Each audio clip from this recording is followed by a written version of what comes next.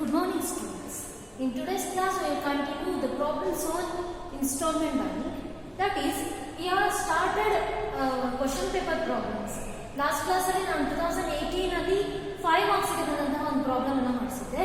So 10th problem in installment buying 2017 ಅಲ್ಲಿ 5 marks ಗೆ ಬಂದಂತಹ ಪ್ರಾಬ್ಲಮ್ ಇದು.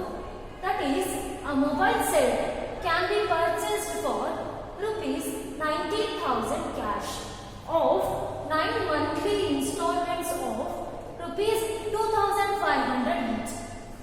The first installment is paid on the date of purchase. Find the rate of interest charged. That is, they have given the information about mobile set. ಒಬ್ಬ person mobile set ಅನ್ನು buy ಮಾಡ್ತಾ ಇದ್ದಾನೆ. ಅದರ cash price of the mobile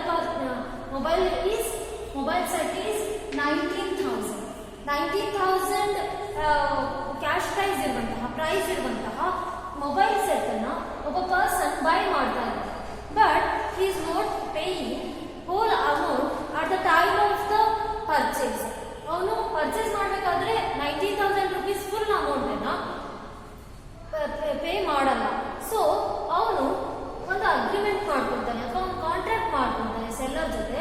that I will pay 2,500 rupees every month for 9 monthly installments.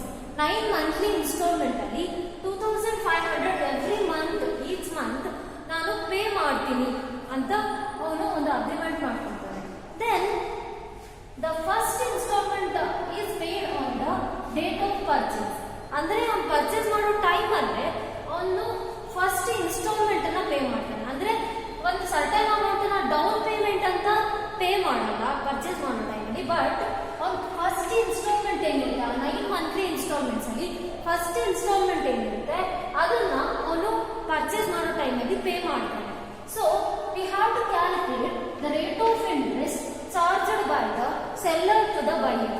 ಅಂದ್ರೆ ಅವನು at the time of the purchase whole amount ಅನ್ನ pay ಮಾಡದೇ ಇರೋದ್ರಿಂದ ಅವನು ಒಬ್ಬ ಸೆಲ್ಲರ್ ಏನಿದ್ದಾನೆ ಅವನು ಸರ್ಟನ್ ಪರ್ಸೆಂಟೇಜ್ ಅಲ್ಲಿ ಸಿಂಪಲ್ ಇಂಟ್ರೆಸ್ಟ್ ಅನ್ನ ಚಾರ್ಜ್ ಮಾಡ್ತೀನಿ ಅಂತ ಅವನ ಹತ್ರ ಬೈಯರ್ಗೆ ಫಸ್ಟ್ಗೆ ಇನ್ಫಾರ್ಮ್ ಮಾಡಿರ್ತಾನೆ. ಸೊ ಅವನು ಆಕ್ಚುಯಲ್ ಅಮೌಂಟ್ ಜೊತೆಗೆ ಆಕ್ಚುಯಲ್ ಅಮೌಂಟ್ ಏನಿದೆ ಎವ್ರಿ ಮಂತ್ ಪೇ ಮಾಡಬೇಕಾಗಿರೋದು ಅದ್ರ ಜೊತೆಗೆ ಸರ್ಟನ್ ಇಂಟ್ರೆಸ್ಟ್ ನ ಕೂಡ ಅವನು ಪೇ ಮಾಡ್ತಾನೆ. ಸೊ ಅವನು ಎಷ್ಟು ಪರ್ಸೆಂಟ್ ಇಂಟ್ರೆಸ್ಟ್ಗೆ ಅವನು ಇಂಟ್ರೆಸ್ಟ್ ನ ಚಾರ್ಜ್ ಮಾಡ್ತಾನೆ ಅನ್ನೋದನ್ನ ನಾವು ಕ್ಯಾಲ್ಕುಲೇಟ್ ಮಾಡಬೇಕು. ಫಸ್ಟ್ ದ ಗಿವನ್ ಏನೇನು ಇನ್ಫಾರ್ಮೇಶನ್ ಕೊಟ್ಟಿದ್ದಾರೆ. That is cash price of the mobile set. Cash price of the mobile set is rupees 19,000. Then ಅವರೊಂದು ಇನ್ಫಾರ್ಮೇಶನ್ ಕೊಟ್ಟಿದ್ದಾರೆ. ಇಲ್ಲಿ ಫಸ್ಟ್ ಇನ್ಸ್ಟಾಲ್ಮೆಂಟ್ ಅನ್ನ ಅವನು ಡೇಟ್ ಆಫ್ ಪರ್ಚೇಸಿಗೆ ಅವನು ಪೇ ಮಾಡಿದ್ದಾನೆ. ಸೊ ಅವನು ಡೌನ್ ಪೇಮೆಂಟ್ ಏನು ಮಾಡಿಲ್ಲ, ಅಂದ್ರೆ ಸರ್ಟನ್ ಅಮೌಂಟ್ ಅನ್ನ ಅವನು ಪೇಮೆಂಟ್ ಅಂತ ಮಾಡಿಲ್ಲ. But at the time of the purchase he is paying first instalment. So ನಾವು ಏನ್ ಮಾಡ್ತೀವಿ, ಈ 19,000 ಏನಿದೆ ಅದನ್ನೇ ಪ್ರಿನ್ಸಿಪಲ್ ಅಮೌಂಟ್ ಅಂದ್ರೆ ಆಕ್ಚುಯಲ್ ಅಮೌಂಟ್ ಇನ್ಸ್ಟಾಲ್ಮೆಂಟ್ ಗೆ ಅವನು ಪೇ ಮಾಡುವಂತಹ ಆಕ್ಚುಯಲ್ ಅಮೌಂಟ್ ಅಂತ ನಾವು ಕನ್ಸಿಡರ್ ಮಾಡ್ತೀವಿ. So cash price of the mobile set itself is the principal amount of the mobile set. So ಇದು cash price or principal amount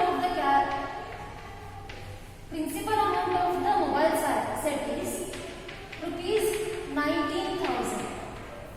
ಇಲ್ಲಿ ನಮಗೆ ಡೌನ್ ಪೇಮೆಂಟ್ ಅಂದ್ರೆ ಸರ್ಟನ್ ಅಮೌಂಟ್ ಅವನು pay ಮಾಡಿದಾರೆ ಅಂತ ಗೊತ್ತಿದ್ರೆ ನಾವೇನ್ ಮಾಡ್ತಿದ್ವಿ, cash price of the mobile set minus down payment, ಅವ್ನು ಎಷ್ಟು ಅಮೌಂಟ್ ಅನ್ನ ಪೇಮೆಂಟ್ ಅಂತ ಮಾಡಿದಾನೆ ಅದನ್ನ ಕನ್ಸಿಡರ್ ಮಾಡಿ ಅದನ್ನ ಲೆಸ್ ಮಾಡಿದ್ಮೇಲೆ ಬರುವಂತಹ ಅಮೌಂಟ್ ಅನ್ನ ನಾವು ಪ್ರಿನ್ಸಿಪಲ್ ಅಮೌಂಟ್ ಅಂತ ಕನ್ಸಿಡರ್ ಮಾಡ್ತಿದ್ವಿ. ಬಟ್ ಹಿಯರ್ ಅವನು at the time of the purchase first instalment ಅನ್ನ ಪೇ ಮಾಡಿದಾನೆ. ಅಂದ್ರೆ 9 ಮಂತ್ಸ್ ಅಲ್ಲಿ ಫಸ್ಟ್ ಮಂತ್ ಏನಿರುತ್ತೆ ಇನ್ಸ್ಟಾಲ್ಮೆಂಟ್ ಅದನ್ನ at the time of the purchase ಅವನು ಪೇ ಮಾಡ್ತಿದ್ದಾನೆ. ಸೊ ನಾವು ಅದನ್ನ ಡೌನ್ ಪೇಮೆಂಟ್ ಅಂತ ಕನ್ಸಿಡರ್ ಮಾಡೋಕ್ಕಾಗಲ್ಲ. ಯಾಕಂದ್ರೆ ಅವನು ಸರ್ಟನ್ ಇಂಟ್ರೆಸ್ಟ್ ನ ಪೇ ಮಾಡಿರ್ತಾನೆ. ಸೊ ಅದನ್ನ ನಾವು ಡೌನ್ ಪೇಮೆಂಟ್ ಅಂತ ಕನ್ಸಿಡರ್ ಮಾಡಿದ್ರೆ ಫಸ್ಟ್ ಇನ್ಸ್ಟಾಲ್ಮೆಂಟ್ ಅಂತಾನೆ ಕನ್ಸಿಡರ್ ಮಾಡಬೇಕಾಗುತ್ತೆ. ಸೊ ನಾವು cash price of the mobile set ಏನಿದೆ ಅದನ್ನೇ ನಾವು ಪ್ರಿನ್ಸಿಪಲ್ ಅಮೌಂಟ್ ಅಂತ ಇಲ್ಲಿ ಕನ್ಸಿಡರ್ ಮಾಡಬೇಕು. Then given information about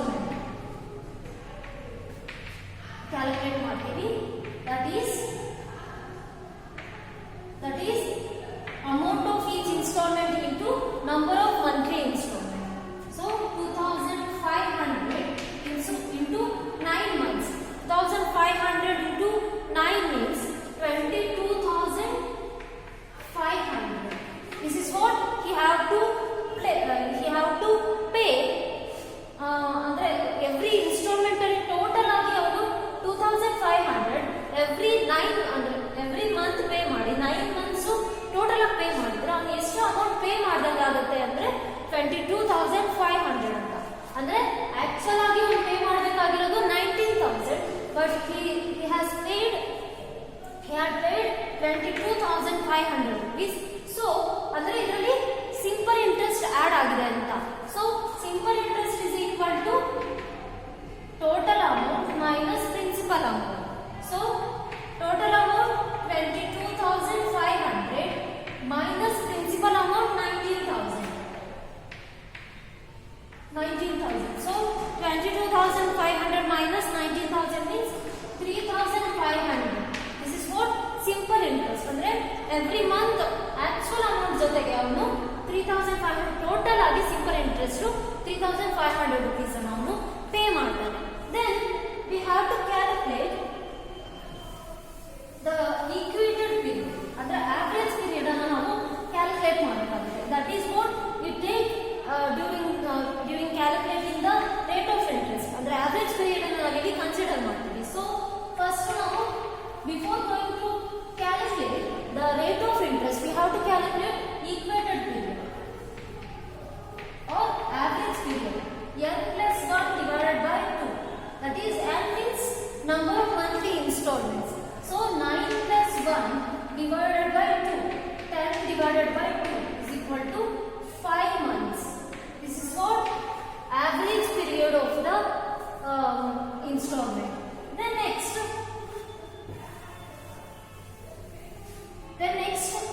we have to calculate rate of interest. That is calculation of rate of interest. Calculation of rate of interest. That is same formula. Simple interest ಗೆ ಯಾವುದು use ಮಾಡ್ತೀವಿ ಅದನ್ನೇ. Simple interest is equal to PNR divided by 100. Simple interest we already calculated, that is 3,500 is equal to principal amount, that is cash price of the mobile set, that is 19,000 into number of months we have to take average period, that is 5 divided by 12 into R. Rate of interest we don't know, we have to calculate, that is R divided by 100. Then 12 and 100 will come to this side, that is 3,500 into 12 into 100 is equal to 19,000 into 5 into R. 3,500 into 12 into 100 means 42 lakh ಬರುತ್ತೆ. 19,000 into 5 means 95,000. 95,000 R. So R is equal to 42 lakh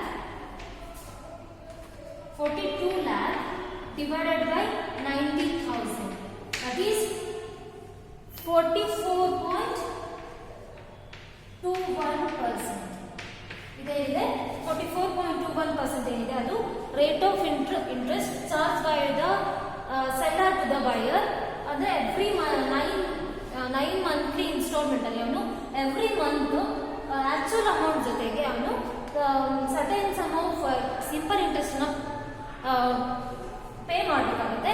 ಆ ಒಂದು simple interest ನ ಅವನು ಎಷ್ಟು charge ಮಾಡಬೇಕು ಅಂದ್ರೆ at the rate of interest 44.21%. The next problem,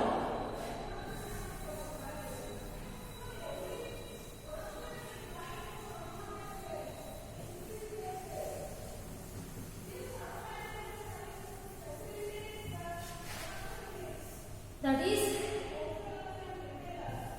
2016 ಅಲ್ಲಿ 5 marks ಗೆ ಕೇಳಿದಂತಹ problem. That is washing machine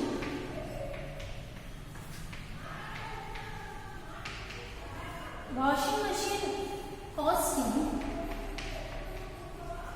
rupees 13,200 was sold on installment basis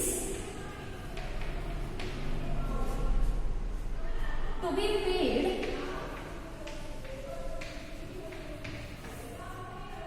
in 9 monthly installments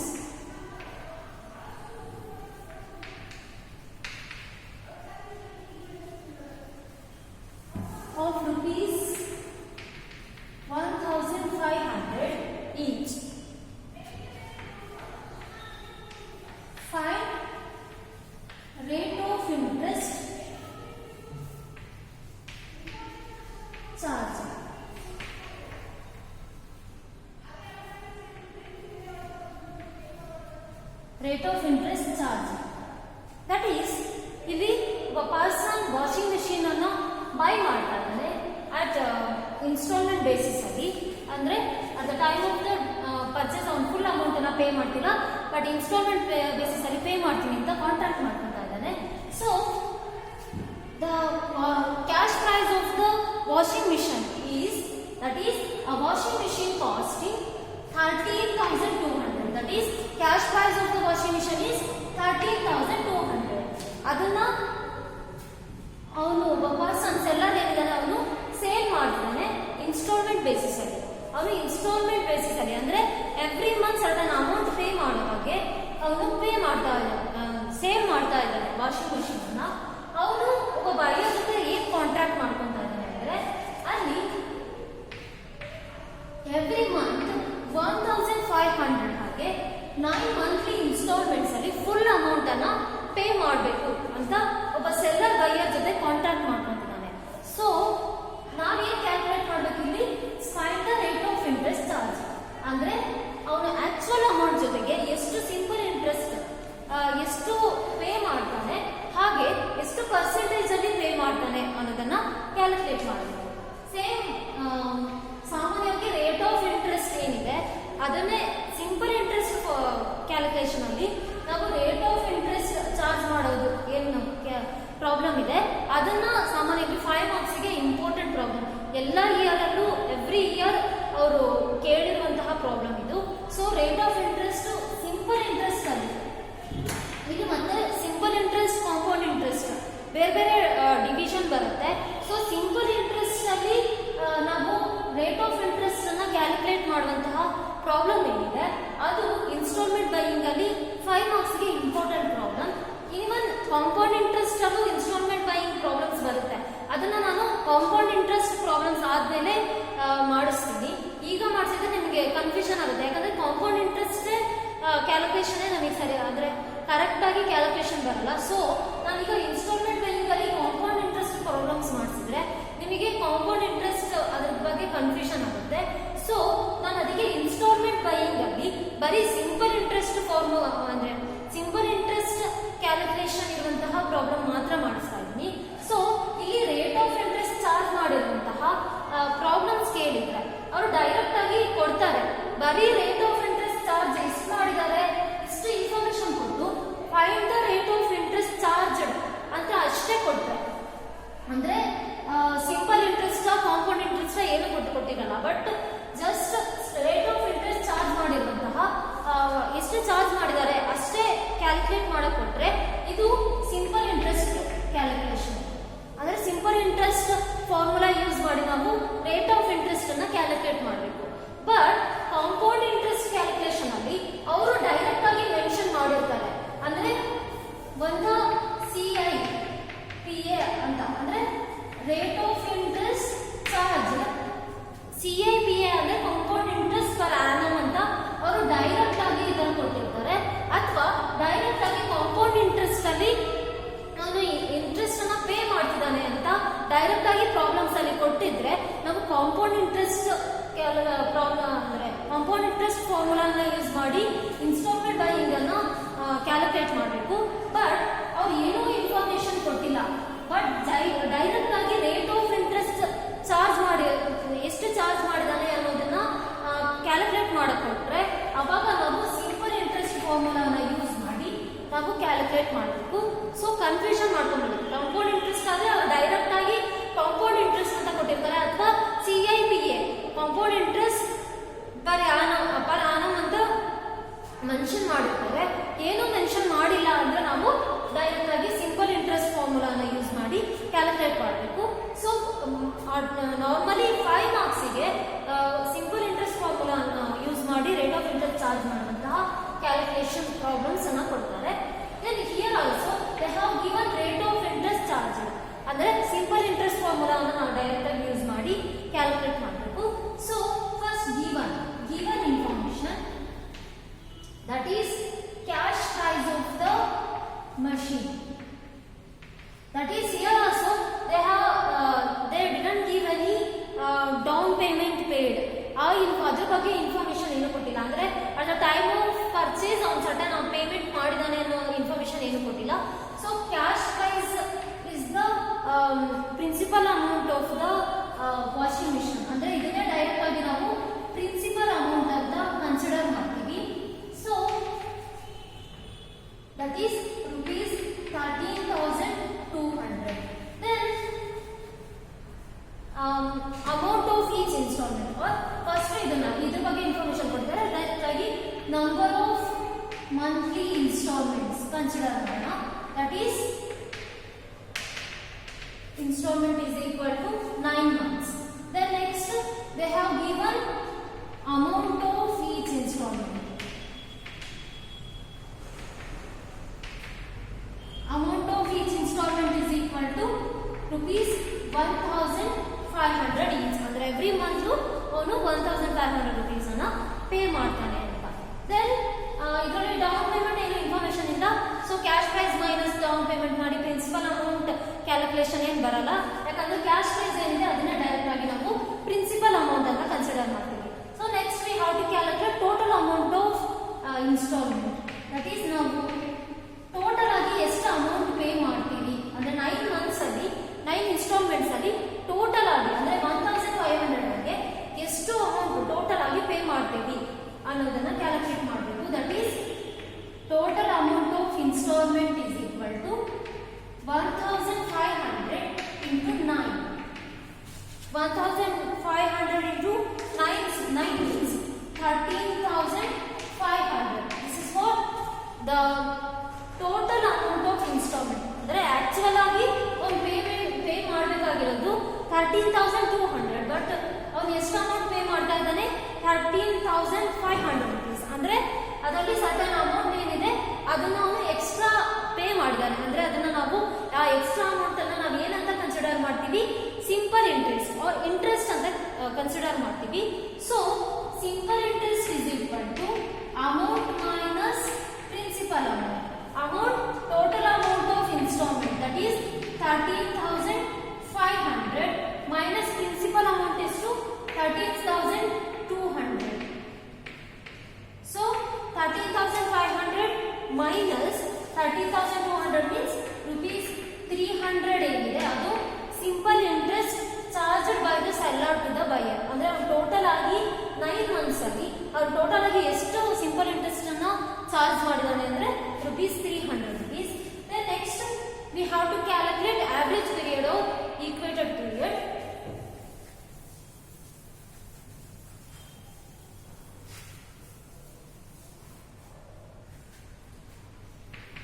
Equated period is equal to n plus 1 divided by 2. That is number of n means number of monthly installments. That is 9 plus 1 divided by 2. 9 plus 1 means 10. 10 divided by 2 is equal to 5. 5 monthly installment 5 average period ಅಲ್ಲಿ ಅವನು amount ಅನ್ನ pay ಮಾಡ್ತಾ ಇದ್ದಾನೆ. So then we have to calculate rate of interest. ನಮಗೆ number of average period ಗೊತ್ತು. Then we know simple interest, we know principal amount. We can calculate rate of interest using the simple interest formula. That is calculation of rate of interest. ನಾನು ಇಲ್ಲಿ short form ಅಲ್ಲಿ ಬರೀತೀನಿ, but ನೀವು exam ಅಲ್ಲಿ ಬರೀಬೇಕಾದ್ರೆ full form ಅಲ್ಲಿ ಬರೀಬೇಕು. Calculation of rate of interest. Then P ಅಂತ mention ಮಾಡಬಹುದು. ಪ್ರಿನ್ಸಿಪಲ್ ಅಮೌಂಟ್ ಅಂತ. ಪ್ರಿನ್ಸಿಪಲ್ ಅಮೌಂಟ್ ಯಾವುದೇ ಶಾರ್ಟ್ ಫಾರ್ಮ್ ಅಲ್ಲಿ ಬರೀತೀರಾ ಅಂದ್ರೂ ಕೂಡ ಪ್ರಿನ್ಸಿಪಲ್ ಅಮೌಂಟ್ ಅಂತ ಫುಲ್ ಬರೆದು ಬ್ರಾಕೆಟ್ ಅಲ್ಲಿ ಬೇಕಾದ್ರೆ ಪಿ ಅಂತ ಮೆನ್ಷನ್ ಮಾಡೋದು. ಅಂದ್ರೆ ಪಿ ಅಂತ ನಾವು ಕನ್ಸಿಡರ್ ಮಾಡ್ತೀವಿ, ಪಿ ಅಂತ ಅದನ್ನ ಡಿನೋಟ್ ಮಾಡ್ತೀವಿ ಅಂತ ಅರ್ಥ. ಸೊ ನಾವು ಗಿವನ್ ಎಲ್ಲ ಮೆನ್ಷನ್ ಮಾಡ್ಬೇಕಾದ್ರೆ ನಾವು ಫಸ್ಟ್ ಫುಲ್ ಇದನ್ನ ಬರೆದು ಆಮೇಲೆ ಅದಕ್ಕೇನು ಪಿ ಪ್ರಿನ್ಸಿಪಲ್ ಅಮೌಂಟಿಗೆ ಪಿ ಅಂತ ಮೆನ್ಷನ್ ಮಾಡಿದ್ರೆ ಪಿ ಅಂತ ಬರೀಬೇಕು. ಸೊ ಶಾರ್ಟ್ ಫಾರ್ಮ್ ಅಲ್ಲಿ ಎಕ್ಸಾಮ್ಸ್ ಅಲ್ಲಿ ಬರೆಯಕ್ಕೆ ಹೋಗ್ಬೇಡಿ. ಫುಲ್ ಆಗಿ amount of each instalment, principal amount, cash price of the washing machine, ಈ ತರ ಫುಲ್ ಡೈರೆಕ್ಟ್ ಆಗಿ ಫುಲ್ ಬರೀರಿ. ಶಾರ್ಟ್ ಫಾರ್ಮ್ ಅಲ್ಲಿ ಬರೀಬೇಕು. ಫುಲ್ ಆಗಿ ಬರೆದ್ರೆ ಅವರು ಚೆನ್ನಾಗಿ ಫುಲ್ ಮಾರ್ಕ್ಸ್ ಕೊಡ್ತಾರೆ. ಇಲ್ಲಾಂದ್ರೆ ಸರ್ಟನ್ ಈಗ calculation of rate of interest ಅಂತ ಬರೆದು ಡೈರೆಕ್ಟ್ ಆಗಿ simple interest is equal to PNR divided by 100. ಬೇಕಾದ್ರೆ ಇದನ್ನು ಮೆನ್ಷನ್ ಮಾಡಬಹುದು. SI ಅಂದ್ರೆ simple interest. Simple interest. Then P ಅಂದರೆ ಏನು, ಎನ್ ಅಂದರೆ ಏನು, ಆರ್ ಅಂದರೆ ಏನು, ಅದನ್ನು ಮೆನ್ಷನ್ ಮಾಡ್ಬೋದು. ಅಂದರೆ ಮಾರ್ಕ್ಸ್ ತೆಗಿತಾರೆ ಅಂತ ಅಲ್ಲ, ಬಟ್ ನಮಗೊಂದು ಕಾನ್ಫಿಡೆನ್ಸ್ ಇರುತ್ತೆ ನಮ್ಗೆ ಎಲ್ಲೂ ಮಾರ್ಕ್ಸ್ ತೆಗಿಯೋಕ್ಕೆ ಸಾಧ್ಯ ಇಲ್ಲ ಅಂತ. ಸೊ ಒಂದು ಫಾರ್ಮುಲಾ ಬಂದರೆ ಬೇಕಾದರೆ ಡೈರೆಕ್ಟ್ ಆಗಿ where simple interest is equal to SI is equal to simple interest, P is equal to principal amount, N is equal to number of average period, R is equal to rate of interest ಅಂತೆಲ್ಲ mention ಮಾಡಿದರೆ ನಾವು correct ಆಗಿ ಒಂದು problem ಅನ್ನ solve ಮಾಡಿದೀವಿ ಅನ್ನೋ confidence ನಮಗಿರುತ್ತೆ. So direct ಆಗಿ ಫಾರ್ಮುಲಾನ ಬರೆದು ನಾವು ಕ್ಯಾಲ್ಕುಲೇಷನ್ ಮಾಡಿದ್ರು ಕೂಡ ಮಾರ್ಕ್ಸ್ ಕೊಡ್ತಾರೆ. ಸೊ ಸಿಂಪಲ್ ಇಂಟ್ರೆಸ್ಟ್ ನಾವು ಆಲ್ರೆಡಿ ಕ್ಯಾಲ್ಕುಲೇಟ್ ಮಾಡಿದ್ವಿ, that is 300 rupees. Then principal amount of the washing machine is 13,200. ಇಲ್ಲಿ ತುಂಬಾ ಜನ ಕನ್ಫ್ಯೂಸ್ ಮಾಡ್ಕೊಂತಾರೆ. ದಟ್ ಈಸ್ ಪ್ರಿನ್ಸಿಪಲ್ ಅಮೌಂಟ್ ಅಲ್ಲಿ ಟೋಟಲ್ ಅಮೌಂಟ್ ಆಫ್ ಇನ್ಸ್ಟಾಲ್ಮೆಂಟ್ ತಗೊಂಬಾರ್ದು. ಪ್ರಿನ್ಸಿಪಲ್ ಅಮೌಂಟ್ ಅಂದ್ರೆ ನಾವು ಯಾವಾಗಲೂ ಕೂಡ ಒಂದು ಪ್ರಾಬ್ಲಮ್ ಅನ್ನು ನಾವು ಸಾಲ್ವ್ ಮಾಡ್ತಿದೀವಿ ಅಂದ್ರೆ ಫಸ್ಟ್ ಈವನ್ ಇನ್ಫಾರ್ಮೇಶನ್ ಏನು ಅಂತ ಬರ್ಕೊಂಡ್ರೆ ನಮಗೆ ಯಾವಾಗ ಫಾರ್ಮುಲಾ ಯೂಸ್ ಮಾಡ್ತಿರ್ತೀವಿ ಅವಾಗ ಯಾವ್ಯಾವನ್ನ ಯಾವ್ಯಾವ ಟೈಮಲ್ಲಿ ತಗೋಬೇಕು ಅನ್ನೋದು ನಮಗೆ ಕರೆಕ್ಟ್ ಆಗಿ ಗೊತ್ತಾಗುತ್ತೆ. ಸೊ ನಾವು ಗಿವನ್ ಅಲ್ಲಿ ಡೈರೆಕ್ಟ್ ಆಗಿ ಮೆನ್ಷನ್ ಮಾಡಿದೀವಿ cash price of principal amount of the washing machine is 13,200. So direct ಆಗಿ 13,200 ಅನ್ನ ತಗೋಬಹುದು. ಸೊ ಇಲ್ಲಿ ಪ್ರಿನ್ಸಿಪಲ್ ಅಮೌಂಟ್ ಅಂದ್ರೆ ಆಕ್ಚುಯಲ್ ಆಗಿ ಅವ್ನು ಪೇ ಮಾಡಬೇಕಾಗಿರೋ amount, not total amount of instalment. ಅಂದ್ರೆ ಅವ್ನು ಆಕ್ಚುಯಲ್ ಆಗಿ ಪೇ ಮಾಡಿರೋದಲ್ಲ, ಆಕ್ಚುಯಲ್ ಆಗಿ ಪೇ ಮಾಡಬೇಕಾಗಿರುವಂತಹ ಅಮೌಂಟ್ ಅದೇನಿದೆ that is 13,200. Then number of average period, ಇಲ್ಲೂ ಅಷ್ಟೇ ನಂಬರ್ ಆಫ್ ಮಂತ್ಲಿ ಇನ್ಸ್ಟಾಲ್ಮೆಂಟ್ ತಗೊಂಬಂದ್ರು. ಅಂದ್ರೆ ಇದೇನಿದೆ 9 ಮಂತ್ಲಿ ಇನ್ಸ್ಟಾಲ್ಮೆಂಟ್ ಅಲ್ಲಿ ಅವ್ನು ಪೇ ಮಾಡ್ತಾನೆ ಇದ್ದಾನೆ, ಆ ಇನ್ಫಾರ್ಮೇಶನ್ ಏನಿದೆ ಅದನ್ನ ನಾವು just total amount of instalment ಅಲ್ಲಿ ಕ್ಯಾಲ್ಕುಲೇಷನ್ ಅಲ್ಲಿ ಮಾತ್ರ ತಗೊಂತೀವಿ. ಇಲ್ಲಿ ನಾವು ಏನ್ ಅಂದ್ರೆ ನಂಬರ್ ಆಫ್ ಆವರೇಜ್ ಪೀರಿಯಡ್, ಅಂದ್ರೆ ನಾವು ಈಕ್ವೇಟೆಡ್ ಪೀರಿಯಡ್ ಏನ್ ಕ್ಯಾಲ್ಕುಲೇಟ್ ಮಾಡಿದಾಗ ನಮಗೆ ಆವರೇಜ್ ಪೀರಿಯಡ್ ಬಂದಿರ್ತಲ್ಲ ಅದನ್ನ ಇಲ್ಲಿ ಕನ್ಸಿಡರ್ ಮಾಡ್ತೀವಿ, not number of monthly instalments. ಇದನ್ನ ನಾವು ಕನ್ಸಿಡರ್ ಮಾಡಲ್ಲ, but number of equated period ಅಂದ್ರೆ ನಂಬರ್ ಆಫ್ ಆವರೇಜ್ ಪೀರಿಯಡ್ ಏನಿದೆ ಅದನ್ನ ಕನ್ಸಿಡರ್ ಮಾಡ್ತೀವಿ. That is 5 divided by 12 into R divided by 100. Then this 12 and 100 will come to this side. 300 into 10 into 12 into 100. Then ಇಲ್ಲೂ ಕೂಡ divided by 12 ಅಂತ mention ಮಾಡೋದನ್ನ ಮರಿಬಾರ್ದು. Because ಇಲ್ಲಿ ನಾವು ಮಂತ್ಸ್ ಅಲ್ಲಿ ನಾವು ಕ್ಯಾಲ್ಕುಲೇಟ್ ಮಾಡ್ತೀವಿ. ಇಯರ್ ಅಲ್ಲಿ ಕ್ಯಾಲ್ಕುಲೇಟ್ ಮಾಡ್ತಿದ್ರೆ ಡೈರೆಕ್ಟ್ ಆಗಿ 5 ಇಯರ್ಸ್ ಅಂತ ಕನ್ಸಿಡರ್ ಮಾಡ್ತೀವಿ, ಬಟ್ ಇಲ್ಲಿ ನಾವು 5 ಮಂತ್ಸ್ ಅಂತ ಕನ್ಸಿಡರ್ ಮಾಡ್ತೀವಿ. ಸೊ ಮಂತ್ಸ್ ಅಲ್ಲಿ ಕನ್ಸಿಡರ್ ಮಾಡಬೇಕಾದ್ರೆ ನಾವು 5 divided by 12 ಅಂತ ಕನ್ಸಿಡರ್ ಮಾಡಬೇಕು.